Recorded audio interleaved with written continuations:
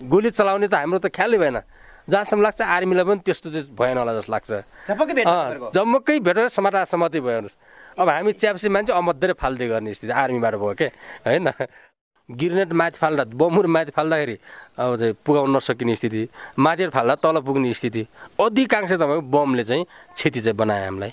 15 भित्ताहरूलाई जुन चाहिँ यिनी चाहिँ त्यो भित्तालाई चाहिँ खनेर त्यो एउटा चाहिँ मुसा चाहिँ ले खन्या जस्तो खनेर त्यो भित्र पसेर पनि बमबाट बस्ने स्थिति चाहिँ भएकै हो। त्यति साथीहरूको सब राख्दाखेरि नअटेको। अब यो भन्दा तपाईँहरूले चाहिँ अब बुझ्नुहुन्छ हामीले त्यो त्यसरी चाहिँ दासर गर्न लग्यो। त्यस्तै गर्दा नअटेका साथीहरू केही चाहिँ छुटेका हुन्। त्यहाँ त तपाईँको हामी जङ्गलमा छौँ, आर्मीले पनि केन्द्रित त्यहीँ गर्यो। आकाशबाट हेलिकप्टरले यति वर्ष अनि हामी दिनभरि ती जङ्गलमा चाहिँ रह्यौँ घाइतेहरूसँग। उज्यालो हुँदै जाँदा त्यहाँ हाम्रो लडाइँ कस्तो बन्यो त भन्नुहुन्छ भने एउटा साइडको चाहिँ ब्याग हुने स्थिति भयो, ब्याग भयो। अर्को एक साइडतिर त्यो भयो। एक साइडतिर कस्तो बन्यो त भन्नुहुन्छ भने लडिराख्ने स्थिति भयो।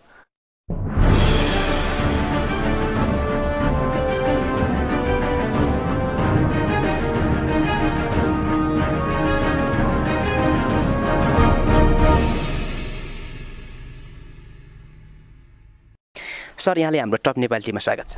धन्यवाद सर। अहिले पछिल्लो समय दिनहरू कसरी बिताइराख्नु भएको छ सर? मेरो अब दिन त अब खास गरी मेरो परिवार आमा बुवाहरू पनि खेती किसानमै चाहिँ अब चाहिँ बितेका चाहिँ थिए, दिन बिताएको थियो। अहिले चाहिँ मेरो पनि त्यो दिन चाहिँ त्यसरी बितिरहेको छ। हिजो तपाईँ लामो समय माओवादीको जनयुद्धमा रहेर चाहिँ एउटा भूमिकामा रहेर चाहिँ काम गर्नुभयो होइन? हजुर, म चाहिँ लामो भन्दा 12-13 वर्ष मेरो चाहिँ जीवन चाहिँ त्यहीँ बित्यो।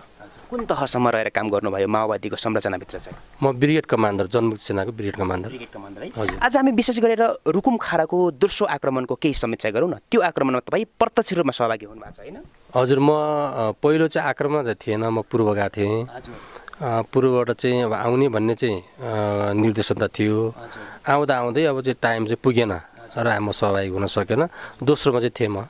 त्यति बेलामा तपाईँको तह चाहिँ कुन थियो सर? मेरो त्यति बेला अब बिएन बटालियन कमान्डर। हजुर, बटालियन कमान्डरसँग आज हामी रुकुम खाडाको बारेमा एउटा समीक्षा गर्दैछौँ। रुकुम खाडा आक्रमण माओवादीकै इतिहासमा, त्यो 10 वर्षको जनयुद्धको इतिहासमै सबैभन्दा बढी पार्टीले क्षति भएको मोर्चा भनेर चिनिन्छ। लडाइँ हार्नुको कारणहरू के थिए? हामी यहाँबाट सुरु गरौँ। लडाइँ हार्नुको कारण मुख्यतः मात नै हो। मातको मतलब विजय भइसकेपछि हुने आउने जुन खालको चाहिँ एउटा उमङ्ग हो, उत्साह हो, त्यो उत्साहकै एउटा चाहिँ परिणाम चाहिँ हार हो। त्यो जनमुक्ति सेनाभित्र रुकुम खाडा आक्रमण हुँदाको समयसम्म चाहिँ त्यो खालको उत्साह थियो भन्न खोज्नुभयो हो।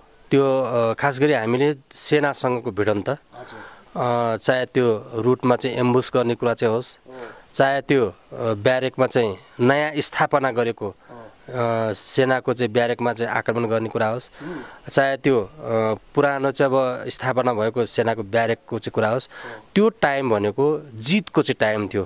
हामीले रोल्पाको गाम, अनि त्यसपछि लिस्ने भिडन्त, अनि त्यसपछि लिएर रुकुमको साँकसम्म आउँदाखेरि हामीले सेनालाई चाहिँ जित्दै र लखेट्दै चाहिँ आइरहेको अवस्थामा हामी त्यो टाइममा हामीले के गरिनु पर्थ्यो भन्दाखेरि एकपटक समीक्षा गरिनु पर्थ्यो। एकपटक समीक्षा कस्तो गरिनु पर्थ्यो? हामी जित्दै आएछौँ, हामी जित्दै आउँदाखेरि कोही हारिन्छ कि भन्ने कुरालाई नभुलिदिनु पर्थ्यो। त्यो कुरा चाहिँ भुलेर चाहिँ हामी चाहिँ के गर्यौँ त भन्दाखेरि चौतर्फी चाहिँ अब सेनाहरूको केन्द्रीकरण खाडामा केन्द्रित भएको सेनामाथि हामीले आक्रमण गर्ने चाहिँ पुग्यौँ। आक्रमण गर्दाखेरि हाम्रो चाहिँ केही नेतृत्व र केही कमान्डरहरूमा लडाइँको रूप कस्तो बनाउने त भन्ने कुरा योजनामा अलि चाहिँ त्यो केन्द्रित भएन। पासाङ हाम्रो नेतृत्व कमान्डर, सैन्य कमान्डर, प्रभाकर मेरो चाहिँ सैन्य कमान्डर। अब यिनीहरूको या त सञ्चारले चाहिँ अब त्यो चाहिँ अब कोअर्डिनेसन गर्न चाहिँ पुगेनन्, या त अब चाहिँ योजनामै चाहिँ तपाईँको त्यस्तै खालको थियो। अब हामीलाई चाहिँ सम्प्रेषण भएको चाहिँ कुरा के त भन्दाखेरि दिनभरि लड्ने भन्ने चाहिँ थियो। दिनभरि लड्ने भन्ने कुरा चाहिँ यो प्लानमा चाहिँ ब्रिफिङ भयो, तर लडाइँ सुरु चाहिँ भइसकेपछि कुनै पनि हालतमा त्यो ब्यारेकभित्र चाहिँ छिर्न सक्ने स्थिति भएन। त्यो एउटा चाहिँ उनीहरूको चाहिँ केन्द्रीकृत फोर्सले चाहिँ केन्द्रीकृत आक्रमण भयो। अनि दोस्रो के हो त भन्दाखेरि स्वाभाविकले पनि प्रतिपक्षलाई चार्दै जाँदा प्रतिपक्षले चारी नमाग्ने विधि के हुनसक्छ त त्यो अपनाउँछ भन्ने कुरा त सबैले अपनाउँछ। त्यो अपनाउने सन्दर्भमा चाहिँ सेनाले आफ्नो क्याम्पभित्र छिर्नुभन्दा पहिले थुप्रै अस्ट्याकलहरू काँडे तारका विभिन्न चाहिँ आइटमका काँडे तारहरू चाहिँदेखि लिएर सोरुमदेखि लिएर त्यस्ता खालका चाहिँ एउटा युद्धको एउटा चाहिँ टेक्निक चाहिँ प्रयोग चाहिँ गरिसकेपछि हामी छिर्न सक्ने अवस्था भएन। त्यो गर्दा गर्दा भइदियो उज्यालो भयो। उज्यालो हुँदै जाँदा त्यहाँ हाम्रो लडाइँ कस्तो बन्यो त भन्नुहुन्छ भने एउटा साइडको चाहिँ ब्याग हुने स्थिति भयो, ब्याग भयो, अर्को एक साइडतिर त्यो भयो, एक साइडतिर कस्तो बन्दियो त भन्नुहुन्छ भने लडिराख्ने स्थिति भयो। त्यो हुँदा त्यसले के देखाउँछ त भन्दा कहीँ योजनामा चाहिँ नेतृत्वको केन्द्रीकरण चाहिँ भएन कि नेतृत्व केन्द्रीकरण नहुँदाखेरिको एक साइडतिरको बाहिर पछाडि हट्ने अनि एक साइडतिरको चाहिँ अनि लडिराख्ने त्यो स्थिति भए हो कि भन्ने कुराले मलाई के लाग्छ र कहीँ नेतृत्वको चाहिँ बिचमा नै अलिकति समस्या आयो हो कि भन्ने चाहिँ मलाई चाहिँ लाग्छ। भूगोल पनि एउटा मुख्य कारण ठानिन्छ नि सर रुकुम खारामा। हो यो त सेनाको लागि आर्मीको लागि लडाइँको मुख्य चाहिँ भूगोल भनेको हाइटअप नै हो। हाइटअपबाट नै आफ्नो दुश्मनलाई चाहिँ प्रतिपक्षलाई चाहिँ सखा पार्न सकिन्छ हरेक क्षेत्रले बमको फाल्ने हिसाबले अनि त्यसपछि लिएर चाहिँ टार्गेट गर्ने हिसाबले होइन। त्यो त हाइटअप हो र चाहिँ लडाइँको लागि राम्रो चाहिँ भूगोल चाहिँ हो। त्यो तपाईँहरूको लागि उपयुक्त थिएन त्यो भूगोल? हाम्रो लागि उपयुक्त थिएन। हामी तलबाट माथि जानुपर्ने, उसले माथिबाट तल हान्नु दिनुपर्ने, गिर्नेट माथि फाल्दा बमहरू माथि फाल्दाखेरि अब चाहिँ पुगाउन नसकिने स्थिति, माथिबाट फाल्दा तल पुग्ने स्थिति अधिकांश तपाईँको बमले चाहिँ क्षति चाहिँ बनायो हामीलाई। 15 मिनटभित्रै 90 जनाभन्दा बढी जनमुक्ति सेनाहरू घाइते भएका थिए भन्ने कुरा छ, सत्य हो सर यो भित्र? न त्यो त हो, बमहरूले धेरै चाहिँ घाइते भए, साथीहरू धेरै मरे बेलुकी नै बेलुकै उज्यालो हुँदासम्म। तपाईँको टिम चाहिँ कुन भागबाट थियो? हाम्रो टिम चाहिँ रुकुमको पश्चिम साइडतिरको भागमा थियो। अहिले चाहिँ रुकुम खाराको त्यो मोर्चाको बारेमा विभिन्न खालका टिका टिप्पणीहरू हुन्छन् सर आजभोलि होइन, विभिन्न धाराबाट चाहिँ विश्लेषण हुन्छन्। त्यो लडाइँभित्र चाहिँ हार बेहोर्नुमा माओवादी पार्टीलाई त्यो क्षति हुनुमा दुईवटा कमान्डरको बिचमै समन्वय नहुनु या उनीहरूको बिचमा अन्तर्सङ्घर्ष हुनु नै थियो भन्ने कुरा छ। त्यो सँगसँगै कतै जनमुक्ति सेनाभित्र त्यो सैन्य अभ्यास हुन्छ त्यो अपुग भएको थियो कि या प्राविधिक कुराहरू जस्तो हात हतियारका कुराहरू हात हतियार विन्यासका कुराहरूमा पनि केही कमजोरी थियो कि भन्ने पनि छ सर, के हो सर यो चाहिँ? हात हतियार बमहरूको सन्दर्भमा हामी चाहिँ अपूर्ण थिएनौँ, पूर्णै थियौँ। हामीमा एउटा मात्र कमजोरी के थियो त भन्दाखेरि आकाशबाट चाहिँ आर्मीले हान्थ्यो भने अब हामीले चाहिँ आकाशबाट हान्ने चाहिँ त्यो खालको एउटा साधन थिएन। त्यो अपुगको कुरा चाहिँ भयो र चाहिँ अब नेतृत्व बिचको चाहिँ कोही लड्ने कोही नलड्ने गर्दा कोही समायोजनमा चाहिँ समस्या हो कि भन्ने चाहिँ एउटा आकलन चाहिँ भयो। अब त्यो लडाइँ सारा त मलाई के लाग्छ भने शान्ति प्रक्रियामा चाहिँ आउने कुरा र सेना जो अहिले चाहिँ विखण्डन भएको छ, जुन खालका चाहिँ कतिपय बिरामी चाहिँ भएर चाहिँ उपचार नपाउने होइन, कतिपय चाहिँ घरमा चाहिँ बसेर चाहिँ एक छाक चाहिँ खाना नपाउने स्थिति हुनु, कतिपय चाहिँ तपाईँको चाहिँ शहीद परिवारहरू बिचल्य चाहिँ भइराख्ने जुन खालको स्थिति भयो, सारा त कुरा के हो त भने हामीले जित्दै आया अवस्थामा शान्ति प्रक्रियामा आइदिनु पर्थ्यो। शान्ति प्रक्रिया जस्तै हामी साग गयौँ होइन, साग पनि हामीले चारेकै हो। त्यति बेला चाहिँ सरकारसँग के गर्नु पर्थ्यो त भन्दाखेरि वार्ताको आह्वान गरिनु पर्थ्यो। त्यो वार्ताको आह्वान गरेको भए हामी वार्तामा जाँदा हामी शानका साथ के हुन्थ्यो त हामी जितेर आएको मान्छे हो, पार्टी हो भन्ने कोणबाट चाहिँ के हुन्थ्यो त भन्दा वार्ता हुन्थ्यो र त्यो वार्ता हाम्रो चाहिँ पक्षमा सक्सेस हुन्थ्यो। हारपछि गयो, पछि शान्ति प्रक्रिया चाहिँ को एउटा वार्ताको चाहिँ ध्वाङ कहाँ फुकियो त भन्दाखेरि खारा हारिसकेपछि फुकियो। खारा हारिसकेपछि शान्ति वार्ताको लागि चाहिँ को पहल अगाडि बढ्यो। त्यसले के गर्यो त भन्दाखेरि हारेर आएका पार्टी सेना भन्ने अर्थ लाग्यो। त्यही अर्थले गर्दाखेरि सेना पनि विखण्डन हुने कुरा अनि त्यसपछि सम्झौता हुने कुरा अनि त्यसपछि लिएर सेना चाहिँ अहिले आएर बिचल्ली पर्ने कुरा चाहिँ भयो। त्यो हार उनीहरूको हाम्रो त हामीले जित्या पनि छौँ भन्ने कुरा त रह्यो, तर ठ्याक्कै पिक पोइन्टमा आउँदाखेरि हार्या त हो त भन्ने कुराको महसुस त हामीले पनि त हुन्छ नि। तर झन् जितेको मान्छेलाई त जितेको पार्टीलाई जितेको संस्थालाई जितेको सरकारलाई त झन् चाहिँ मतलब चाहिँ हामीले चाहिँ जितेकै त हो भन्ने त हुने कुरो भइहाल्यो। त्यसले गर्दा उनीहरू चाहिँ वार्ताको प्रक्रियामा जाँदा जितेको मानसिकताबाट गए अनि हामी चाहिँ के अरे त भन्दा हारेको मानसिकताबाट गयौँ। जाँदा कहीँ फेरि पनि वार्ता भङ्ग भयो भनेपछि यस्तै खारा धेरै ठाउँ त हुन्नन् भन्ने कुरा हाम्रो नेतृत्वलाई चाहिँ त्यसले घर गरेको जस्तो लाग्छ। त्यसले गर्दा हतार र चतारमा तपाईँको वार्ता चाहिँ अगाडि बढाइएको हो कि सहमति अगाडि बढाइयो कि भन्ने चाहिँ हो। खाराको त्यो मोर्चामा प्रत्यक्ष रूपमा सुप्रिमो कमान्डर प्रचण्ड पनि सहभागी हुनुहुन्थ्यो भन्ने छ आजभोलि, यो कतिको सत्य हो सर? यो चाहिँ नेतृत्व अब हामीले अब अध्यक्ष प्रचण्ड त अब त्यहीँ गए नेतृत्व गरे भन्ने त मलाई लाग्दैन, त्यो जाने कुरो पनि भएन। त जहाँसम्म लाग्छ कुनै ठाउँमा बसेर नेतृत्व त अवश्य पनि गर्नुभयो उहाँले, नेतृत्व नगरेर त चाहिँ सायद लडाइँ पनि भएन होला होइन। तपाईँहरूले बेलुकी थाहा पाउनु भएन अब हाम्रो लडाइँको चाहिँ ब्यालेन्स मिलिरहेको छैन, उठाको टिम आएको छैन, हामी मात्र पेलिरहेछौँ भन्ने कुरा थाहा पाउनु भयो कि भएन? त्यो त चाहिँ थाहा भइहाल्छ। त्यो त तपाईँको आर्मीले कुन साइडतिर बढी चाहिँ तपाईँ आक्रमण गरिरहेछ त्यो साइडतिरको चाहिँ आएको भन्ने थर हुन्छ। जुन साइडतिर चाहिँ आक्रमणको चाहिँ आवाजहरू आउँदैन, आक्रमण हुँदैन भने त सहयोगले दुश्मनहरू यता त्यहाँ आएछन् भन्ने चाहिँ कुरा त्यहाँ चाहिँ थाहा हुन्छ। अब त्यहाँ भइदिया के हो त भने फर्स्टमा चाहिँ तपाईँको हाम्रो साइडबाट चाहिँ पेल्ने चाहिँ काम भयो, अनि चाहिँ ठिक विपरीत साइडबाट चाहिँ तपाईँको ढिलो आउने काम भयो होइन। अनि पछि लडाइँ लड्दा लड्दा थाकिने काम चाहिँ हाम्रो भयो, अनि फेरि हामी थाक्यो भने अर्को साइडबाट पेलिने काम भयो। हुँदा त्यसको ब्यालेन्स मिलेन, हुँदाखेरि बिहान पख लडायो भने त्यही बनिदियो फेरि होइन। एक साइडतिरको ब्याग भइहाल्ने, अर्को साइडतिरको चाहिँ लडिराख्ने स्थिति हुँदाखेरि लडाइँ चाहिँ हारिएको हो। त्यो 10,000को सङ्ख्यामा माओवादीका सेनाहरू थिए भन्ने छ, त्यहाँ स्थानीयहरूसँग मैले भेटघाट गरेको छु होइन, हजारौँको सङ्ख्यामा थिए भन्ने छ। कतिको सङ्ख्या हो सर अहिले ठ्याक्कै खुलाउनु? सङ्ख्या त अब जनमुक्ति सेनाको पूर्वी कमानको हाम्रो चाहिँ बटालियन सहित बाँकी चाहिँ त केन्द्रीकरण त थियो, धेरै देशैभरिको जनमुक्ति सेनाहरू केन्द्रित थियो। पूर्वभन्दा बाँकी चाहिँ थियो, पूर्वतिर चाहिँ जस्तै गण्डक क्षेत्रको चाहिँ लाई लिएको थिएन, बाँकी चाहिँ अब यहाँ केन्द्रित चाहिँ थियो। लडाइँ चाहिँ धेरै धेरै 75 चाहिँ सेनाहरू केन्द्रीकरण त थियो। सङ्ख्याको हिसाबले राज्यपक्ष पनि धेरै थिएनन्, 200-300 जनाको सङ्ख्यामा थिए राज्यपक्षका सिपाहीहरू भन्ने छ। अब त्यो त के थियो तपाईँहरू क्लास चाहिँ के दिएको थियो सर? जस्तो मोर्चामा जानुभन्दा अगाडि त म्यापिङ हुन्छ होला होइन, त्यहाँ कोचिङ हुन्छ होला, कतिको सङ्ख्यामा छन् भन्ने अनुमान थियो? त्यो त ब्यारेकमा चाहिँ हुने चाहिँ 250-300 जनाभन्दा बढी छैनन् भन्ने कुरा त प्रशिक्षणमै हाम्रो पनि थियो। तर मलाई त्यो लाग्दैन, लडाइँ पछि चाहिँ को अवस्था हेर्दाखेरि जति त्यहाँबाट चारिएका र लखेटिएका जुन सेनाहरू थिए नि त्यो केन्द्रीकरण त त्यहाँ भएकै थियो।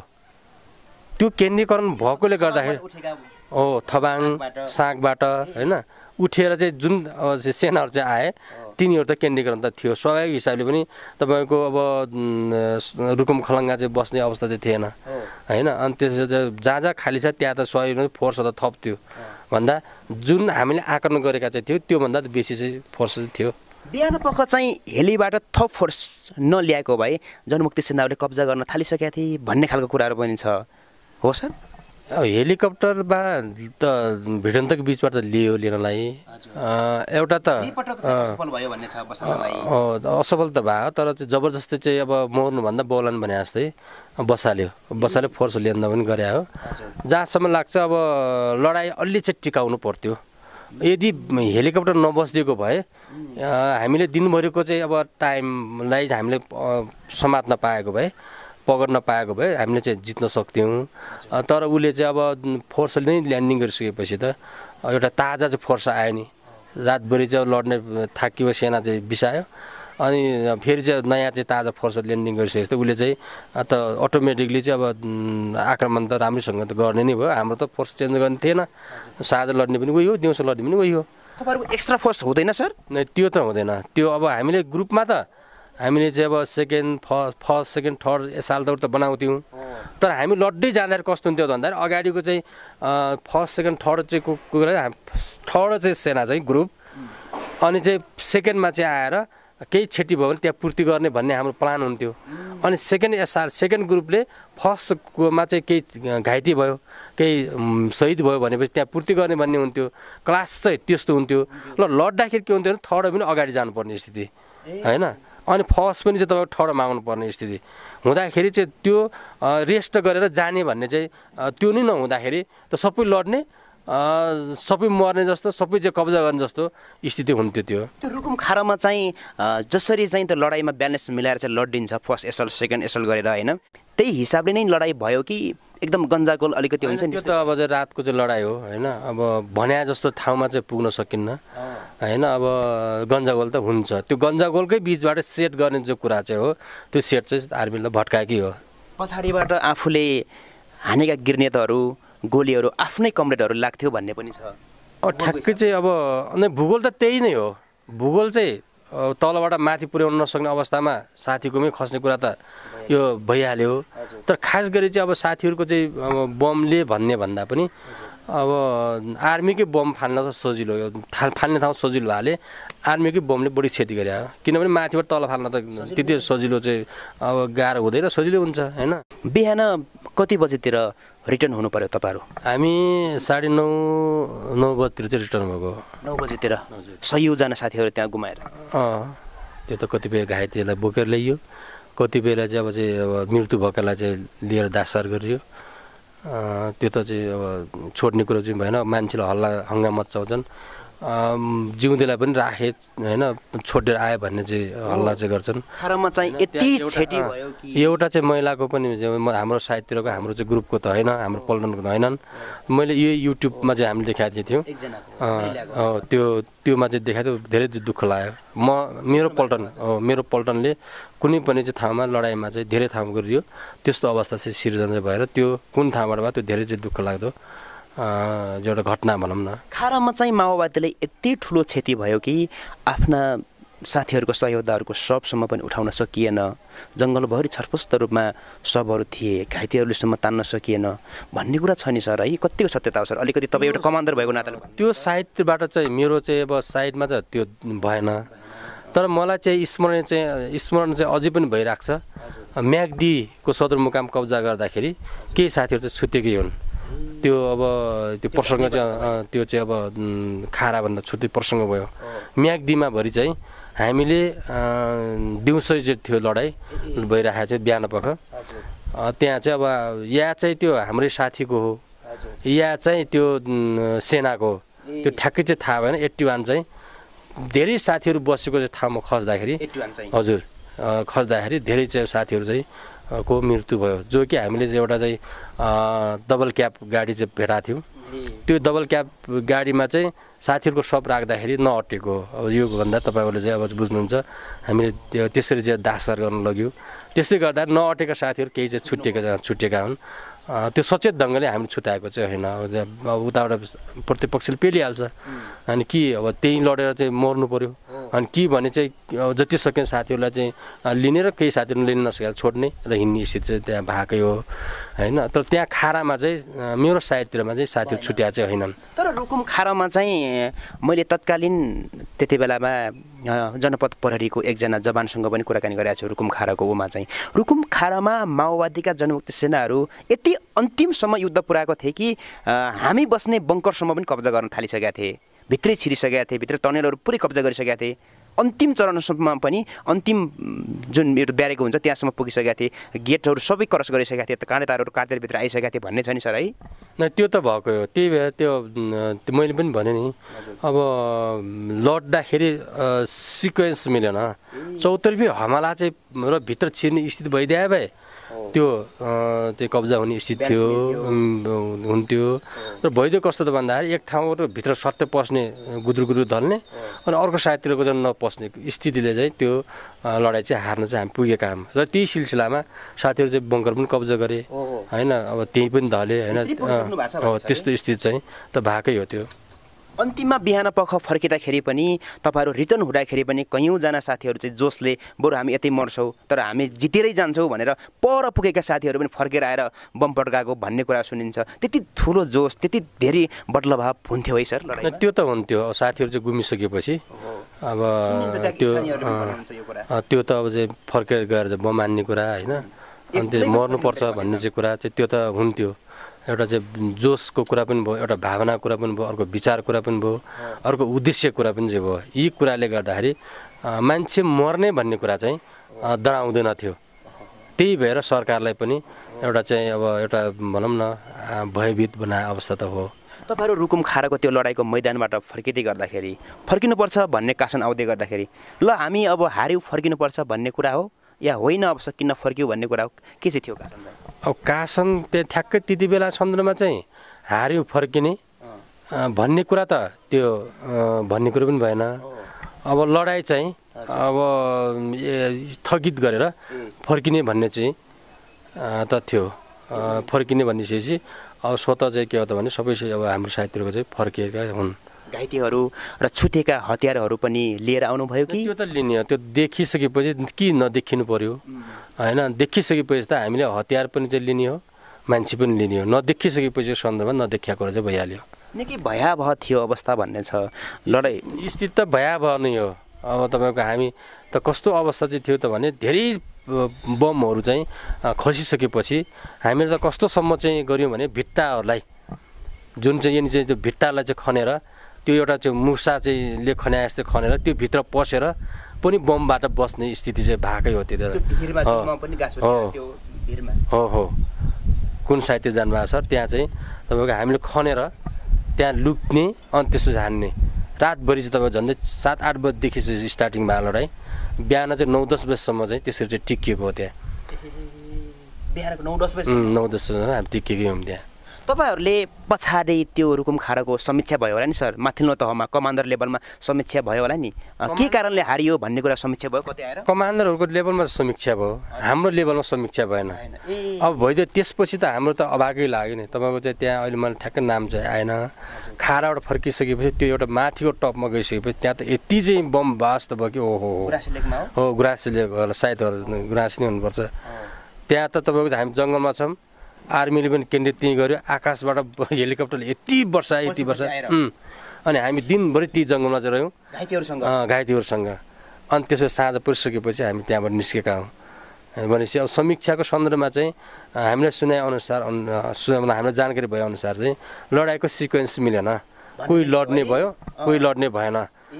तल्लो तहका सिपाहीहरूले तपाईँका जनमुक्ति सेनाका सदस्यहरू चाहिँ कस्तो मन लिएर फर्किनु भयो सर? त्यो युद्धबाट फर्किँदै गर्दाखेरि अब जितेपछि स्वाभाविक रूपले त निराश हो। त्यो निराश हो। त्यो जनमुक्ति सेनालाई कसरी चाहिँ एउटा चाहिँ अब उत्साहमा ल्याउने त कुराले चाहिँ तपाईँको उत्साहमा आउँदैन थियो। अब हामीले लडाइँ चाहिँ लडेरै जिताएरै उत्साह भन्ने हुन्छ हाम्रो फौजी भाषामा। र हामीले अब कुन ठाउँमा लड्ने र जिताउने भन्ने कुरा नै के थियो त भन्दा त्यो हाम्रो चाहिँ चिन्ता थियो। र सबैले नै अब चाहिँ लडाइँ लडिसकेपछि त निराश हुने कुरा चाहिँ भइहाल्यो। र फेरि हाम्रो एउटा चाहिँ बानी के हो त भन्नुहुन्छ भने जनमुक्ति सेनाको एउटा चाहिँ ह्याबिट भनौँ कि अथवा विचार भनौँ, हारभित्र हामीले जित खोज्थ्यौँ हेर्नुहोस्। र जितभित्र हामीले हार पनि खोज्थ्यौँ। हाम्रो एउटा विशेषता चाहिँ र थ्योरी भनौँ त्यो भएकोले गर्दाखेरि फेरि पनि हामीले चाहिँ हारभित्र हाम्रो केही जितहरू छन् कि छैनन् त भन्दा जित त छन्। केही चाहिँ कुरा चाहिँ नमिल्दाखेरि हामीले हार्यौँ। हामीले जितेर त आएको छौँ नि, सागसम्म जितेर आएकै हौँ होइन। हामीले पुलिससँग चाहिँ जितेर चाहिँ हामी आएकै छौँ होइन। भन्दा हामीले त्यो हारभित्र जित खोज्दा र जित भेट्दाखेरि फेरि त्यो नै के भन्ने एउटा हौसला चाहिँ हुन्थ्यो। र त्यसलाई अन्तत गएर फेरि लडाइँमा चाहिँ हामी मलाई अभिव्यक्त गर्थ्यौँ कि लडाइँमा चाहिँ फेरि चाहिँ त्यो एम्बुस होस्। एम्बुसमा त हामी 100% सक्सेस हुन्थ्यौँ। हेर्नुहोस् हामी दिउँसो लडाइँ पनि हुन्थ्यो होइन। दिउँसो लडाइँ पनि भाइलाई देखादेखि हानाहान समातेर हुन्थ्यो। जस्तै 3 गिरेमा हेर्नुहोस्, 3 गिरेमा तपाईँको राम्रो एउटा फोर्स, एउटा कोल्ड कमान्डो भन्ने चाहिँ एउटा फोर्स चाहिँ हतियार राम्रो हतियारहरू चाहिँ लिएर गएको चाहिँ सेनामा हामी दिउँसो समातेका काम दिउँसो समातेका काम त्यो एम्बुसमा त समस्या हुन्न थियो।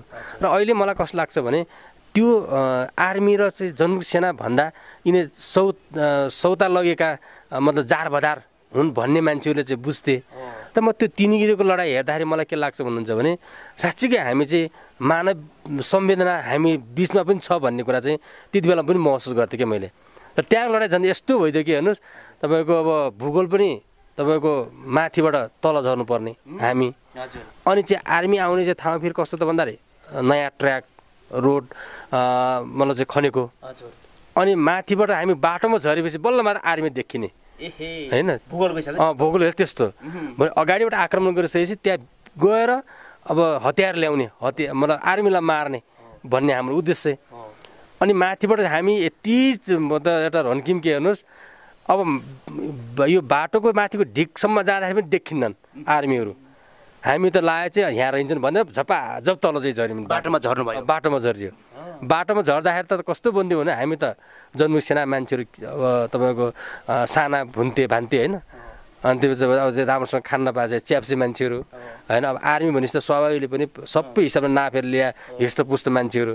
हामी त कस्तो हामी बन्दुक गोली चलाउने त हाम्रो त ख्यालै भएन। जहाँसम्म लाग्छ आर्मीलाई पनि त्यस्तो चाहिँ भएन होला जस्तो लाग्छ। जम्मकै भेटेर समातै भयो हेर्नुहोस्। अब हामी च्याप्से मान्छे अमध्येर फाल्दै गर्ने स्थिति आर्मीबाट भयो के होइन। अब हामीले पनि के हामी जुन दिन जान्छौँ हेर्नुहोस्, अनि जुन दिन जाँदाखेरि अब हामीलाई त अमठेर फालिहाल्ने। किन सर यस्तो नजिकमै भेट भयो भने फायरिङ गर्न सक्ने अवस्था हुँदैन? न त्यति बेला किन भएन मलाई अचम्मै लाग्छ हेर्नुहोस्। तिन गिरे चाहिँ भिडन्तमा हेर्नुहोस्, जो कि चाहिँ तपाईँ उनीहरूले पनि हतियार समाएका छन्, हामीले पनि हतियार समाएका चाहिँ छौँ। तर हतियार हाना भएन कि र हाम्रो कस्तो भने समातै भयो के।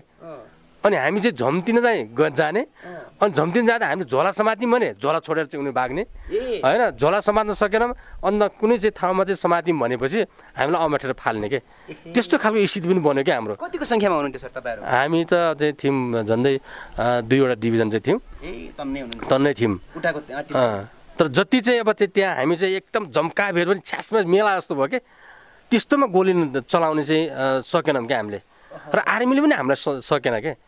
किन त्यसले के देखाउँछ त भन्दा देख्यो त भने हामी जो मानवीय संवेदना पनि हामीसँग रहेछ भन्ने चाहिँ महसुस भयो।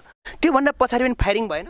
त्योभन्दा पछि त भयो होइन। अलि टाढा गइसकेपछि त फायर गरागर त भयो। तर उनीहरू चाहिँ बाटोमा झ्याम्म चाहिँ हामी गइसकेपछि अब समात भयो। समात हुँदाखेरि चाहिँ तपाईँ हामी चाहिँ झोलामा टङ्गिया मान्छेहरू चाहिँ झोला फुत्काएर चाहिँ उनीहरू भागे होइन। जो चाहिँ तपाईँको झोला नसमातेर हात समात्न जान्छौँ तिनी मान्छेहरू चाहिँ हात छोडेर छिटकार पारेर ढिकमुनि चाहिँ फाम फाल्ने क्या, त्यस्तो स्थिति भयो क्या त्यहाँ। भने मलाई पनि अहिले चाहिँ एकदम सपना जस्तो लाग्छ हेर्नु भनेपछि। अब त्यस्तोसम्म चाहिँ लडाइँ चाहिँ हामीले चाहिँ गऱ्यौँ। चाहिँ एम्बुस चाहिँ भनिसके त हामी 100% सक्सेस हुन्थ्यौँ। तर ब्यारेक भनिसकेपछि अलि चाहिँ हाम्रो अप्ठ्यारो चाहिँ भएकै हो।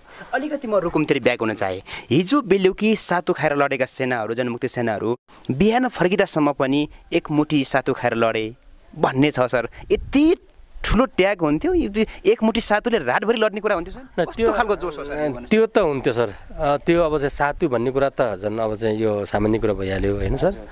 सातु अब लड्दा सातु खाने कुरा त यो त भोगलाइस खाने कुरा भइहाल्यो।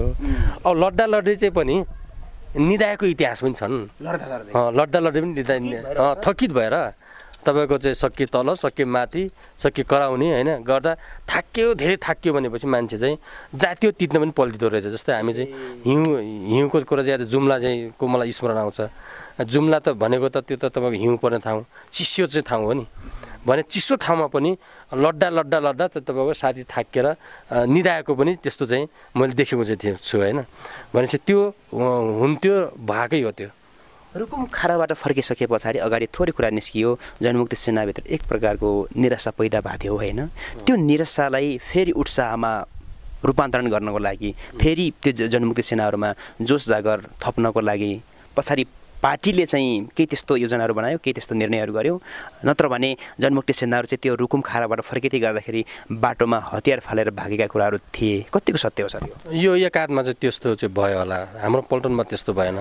एकाध ठाउँमा चाहिँ त्यस्तो चाहिँ हुनसक्छ, किनभने युद्धलाई सही ढङ्गले चाहिँ ग्रहण गर्न नसक्ने साथीहरूमा भयभित्र विचलन त आउँथ्यो। त्यो अब चाहिँ खास गरी हामीले त्यो खारापछि हाम्रो चाहिँ मेन चाहिँ अब टार्गेट कस्तो भने बाहिर ननिस्किन दिने, बाहिर निस्केकोलाई चाहिँ नछोड्ने भन्ने नै हाम्रो नजाने र बाहिर निस्केकोलाई चाहिँ नछोड्ने भन्ने नै हाम्रो चाहिँ उहाँले धेरै ठाउँहरूमा चाहिँ अब एम्बुसहरूमा हामी सक्सेस हुँदै जाँदाखेरि त्यति निराशा चाहिँ थिएन।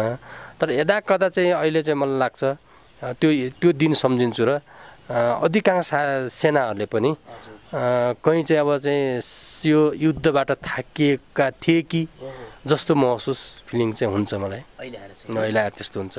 त्यो तत्कालीन त्यो खारको आक्रमण चाहिँ तत्कालीन माओवादीको टर्निङ पोइन्ट नै थियो, जसले गर्दाखेरि शान्ति प्रक्रियामा ल्याउन बाध्य बनायो भन्नेहरूको पनि एक खालको विश्लेषण छ। त्यो रुकुम खारामा चाहिँ प्रत्यक्ष रूपमा प्रचण्डले आफ्ना सेनाहरूको त्यो दयनीय अवस्था देखेपछि, एकदम भयावह अवस्था देखेपछि, चित्कारहरू सुनेपछि प्रचण्ड स्वयं पनि केही मात्रामा चाहिँ पछाडि हट्नुभयो र पार्टीलाई जनमुक्ति सेनाले शान्ति प्रक्रियामा ल्याउनुभयो। त्यस अर्थ पनि रुकुम खाराको आक्रमण चाहिँ निकै महत्त्वपूर्ण छ भन्ने विश्लेषण छ। तपाईँ एउटा प्रत्यक्ष रूपमा त्यो बेलामा सहभागी भएको कमान्डरको नाताले यो विषयले कसरी लिनुहुन्छ? मलाई चाहिँ त्यो प्रचण्डले महसुस गरेको त्यो हुनसक्छ, नेतृत्वले चाहिँ त्यो गरेको हुनसक्छ, त्यही त म भन्छु नि। अब नेतृत्वले जितको बेला चाहिँ नमात्तिनु पर्थ्यो हैन, त्यो जितकै बेला चाहिँ वैचारिक हिसाबले चाहिँ वार गर्ने कुराको एउटा चाहिँ प्रक्रिया अगाडि बढाइदिनु पर्थ्यो। भन्नुको मतलब वार्ता चाहिँ अगाडि बढाइदिनु पर्थ्यो। त्यो भइदिएको भए के हुन्थ्यो त भन्दा हामी प्लस पोइन्टमा हुन्थ्यौँ क्या। तर नेतृत्वले चाहिँ के सोच्यो त भन्दाखेरि हारिसकेपछि अब यस्तै हार अरू पनि बिहोर्न सकिन्छ, यस्तै चाहिँ मृत्यु अन्य चाहिँ पनि घटना हुनसक्छ भन्ने कुरालाई बुझेर अलि हतारमा चाहिँ कोही वार्तामा चाहिँ जाँदा समस्या सिर्जना भयो कि भन्ने चाहिँ महसुस हुन्छ मलाई। चुनमाङको बैठकसम्म आइपुग्दै गर्दाखेरि जनमुक्ति सेनाहरू चाहिँ शान्ति प्रक्रियामा अवतरण हुन चाहिँ त्यति धेरै मन गरेका थिएनन् भन्ने छ नि है। अझै पनि हामी जनयुद्धबाट यही ढङ्गबाटै अगाडि बढ्न सकिन्छ भन्ने खालको कुरा पनि छ। चुनमाङको बैठकसम्म आउँदा त लडाइँ त्यति पेचिलो पनि थिएन नि, लडाइँ त्यति पेचिलो थिएन। 58सम्म चाहिँ पुलिससँगै लडाइँ थियो। पुलिससँग लडाइँमा हामीले चाहिँ सिधै चाहिँ गएर पुलिसलाई समातिहाल्थ्यौँ। हेर्नुहोस्, हामीलाई चाहिँ डर भन्ने चाहिँ हुन्न थियो।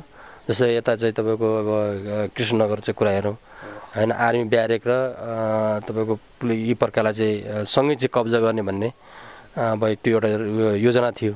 म चाहिँ मेरो कमान चाहिँ अब इलाका प्रहरी कार्यालयलाई चाहिँ समाउने, मलाई कब्जा गर्ने भन्ने चाहिँ मेरो चाहिँ फोर्सको जिम्मा थियो। अनि उता गएर आर्मीमा चाहिँ अरू साथीहरूको चाहिँ थियो। भनेपछि अब हाम्रो चाहिँ आन्तरिक योजना के प्लान थियो त भन्दाखेरि हामी केही चुप लाग्दै बिस्तारै चाहिँ जाने, इलाका प्रहरीलाई चाहिँ चौतर्फी घेर्ने, अनि आर्मी ब्यारेकमा फायर हुने बित्तिकै हामी चाहिँ झपाझप जाने, समातेर चाहिँ ल्याउने, केही नगरेर फायरै नखोल्ने भन्ने चाहिँ थियो। अनि त्यो योजनासँग हामी गयौँ। भइदियो के त भन्नुहुन्छ भने त्यहाँ पनि यही सिक्वेन्स मलाई चाहिँ अब यो सञ्चार चाहिँ को नेटवर्कको चाहिँ अब त्यो सञ्चार पुगेन के। आर्मी ब्यारेकमा लड्ने चाहिँ साथीहरूलाई चाहिँ थाहा पायो भनेर उनलाई चाहिँ रिट्रिट गराइयो। अनि हामीले त थाहा पाएको छैन भनेर हामी त चाहिँ तपाईँको चाहिँ अब आर्मी ब्यारेकमा आक्रमण हुने बित्तिकै झपाझप जानेर समातेर ल्याउने भन्ने चाहिँ योजना चाहिँ थियो हाम्रो। हामी त पुरै रेडी छौँ, हेर्नुहोस् तयारी छौँ होइन। पुलिसको चाहिँ तपाईँको चाहिँ यो पोस्टमा नजिकै गएर बसेका छौँ, कतिखेर खोल्ला र अनि हामी चाहिँ झपाझप जाउँला भनेर चाहिँ त्यो तयारी बसेका छौँ। तर हामी पनि त्यसरी चाहिँ बसे अवस्था र माथिको बगाल फर्किएको भन्दाखेरि हामीले पनि मनले मानेन क्या। अनि हामी चाहिँ झपाझप त तपाईँको चाहिँ यो प्रकारभित्र छिर्दाखेरि पुलिस नै 100% त भागेर चाहिँ थाहा त भयो। अनि पुलिस लास्ट पुलिस चाहिँ तपाईँको बाहुदातिर दौड्दै हतियार लिएर दौड्दै चाहिँ गए पनि मेरै आँखाले खुद चाहिँ देख्यो। भनेपछि पुलिसहरूलाई त हामीले मजाले चाहिँ तपाईँको चाहिँ अब नियन्त्रण गरिसकेका चाहिँ थियौँ। हामीले त्यस्तो, मलाई त्यस्तो लाग्दैन थियो। अब कमान्डर त्यस्तो नलागेपछि जवानलाई पनि अब कमान्डर घुरिसक्यो, जवान त जान्थ्यो अवश्य पनि। भनेपछि आर्मी ब्यारेक चाहिँ आर्मीसँग लड्दाखेरिको सन्दर्भमा चाहिँ भरे अब चाहिँ जो चुनमाङसम्म जाने एउटा हौसला चाहिँ थियो क्या साथीहरूलाई, जिद्दी आएको चाहिँ त्यो खालको एउटा चाहिँ थियो, हामी सक्छौँ भन्ने चाहिँ नै थियो त्यति बेला। अन्तिममा रुकुम खाराको समीक्षा कसरी गर्नुहुन्छ अब भन्छु त। तपाईँले रुकुम खारा चाहिँ एउटा विशेष मोर्चा हो जनयुद्धको होइन। अन्तिममा त्यो रुकुम खाराको मोर्चालाई तपाईँ आजको दिनसम्म आउँदाखेरि कसरी समीक्षा गर्नुहुन्छ छोटकरीमा? जुन बेलामा तपाईँ एउटा जिम्मेवारी तहमा हुनुहुन्थ्यो, एउटा कमान्डर लेभलमा हुनुहुन्थ्यो होइन, स्वयं प्रत्यक्ष रूपमा सहभागी हुनुभएको छ। जनयुद्धभित्रको निकै चर्चा हुने विषय हो, निकै बेला बेलामा चर्चा हुन्छ रुकुम खाराको लडाइँ। यो विषयलाई कसरी सम्झनुहुन्छ र कसरी समीक्षा गर्नुहुन्छ? त्यो विषयमा त मैले चाहिँ के ठान्छु त भने पहिलो कुरा चाहिँ जितभित्रको हारलाई चाहिँ नभुल्नु पर्थ्यो। हामी हार्न सक्छौँ है भन्ने कुरालाई राम्रोसँग मनन गर्नु पर्थ्यो नेतृत्वले, त्यो हुन सकेन। अनि दोस्रो चाहिँ कुरा चाहिँ मैले महसुस गर्ने कुरा, समीक्षा गर्ने कुरा के हो त भन्दाखेरि जब चाहिँ त्यो जितभित्र हार हुन्छ भन्ने कुरा चाहिँ नबुझेर चाहिँ त्यहाँ योजना चाहिँ निर्माण गरियो लडाइँको, त्यो लडाइँमा गइसकेपछि सिक्वेन्स चाहिँ मिलाइनु पर्थ्यो। कोही लड्ने कोही नलड्ने जुन खालको अवस्था सिर्जना भयो त्यो सिर्जना चाहिँ हुँदाखेरि हामीले हात बिहोर्नु पर्यो। यो सिक्वेन्सको चाहिँ एउटा अभावको मैले समीक्षा चाहिँ गरेको चाहिँ छु। समय दिनुभएकोमा तपाईँलाई एकदम धन्यवाद। ल धन्यवाद।